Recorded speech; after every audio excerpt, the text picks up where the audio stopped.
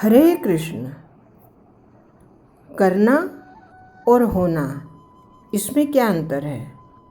जब हम कोई कार्य करते हैं तो उस कार्य को करना कहते हैं, और जब उस कार्य का फल मिलता है तो उसको होना कहते हैं। करने में विवेक की मुख्यता होती है और होने में भगवत कृपा की मुख्यता होती है।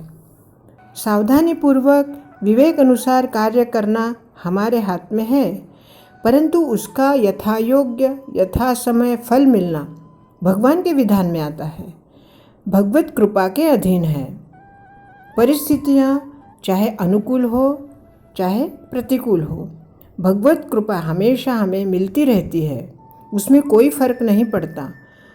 परमात्मा की प्राप्ति उत्कंठा मात्र से हो जाती है।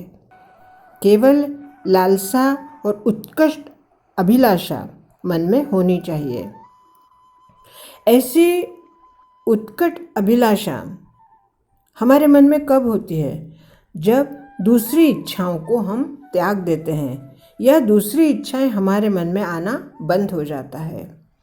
प्रभु कृपा मिलने के लिए सबसे अहम जो बात है वो है हमारे मन में निष्ठा होनी चाहिए, हमारे मन में पूर्ण समर्पण होना चाहिए, और पूर्ण समर्पण के बाद ही परमात्मा की कृपा हमें मिलती है।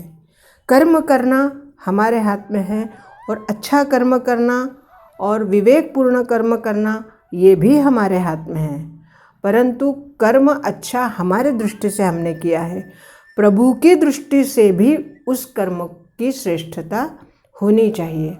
जब प्रभु हमारे कर्म को श्रेष्ठ मानते हैं तभी हमारे कर्मों का फल मिलना, जो होने वाला है, जो मिलने वाला है, वो हमारे लिए पूर्ण मिलता है प्रभु कृपा के रूप में। इसलिए करना और होना, इन दोनों में बहुत अंतर है।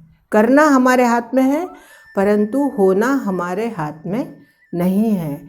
इसलिए हमें हमेशा विवेकपूर्वक और सद्मार्ग से, सद्विचार से ही कर्म करते रहना है, बाकी सब कुछ प्रभु पर छोड़ देना है। हरे कृष्ण।